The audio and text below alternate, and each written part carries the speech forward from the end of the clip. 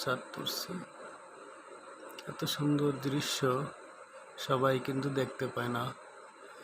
তো ওই ভিডিওটা শুধু আপনাদের জন্য করেছি, আপনারা সুন্দরভাবে দেখবেন।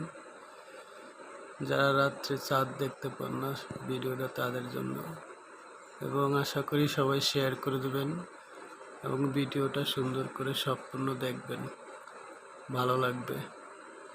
দেখছেন কত সুন্দর চাঁদ, চাঁদ কত সুন্দর করে আলো দিচ্ছে আমাদেরকে রাতের বেলা।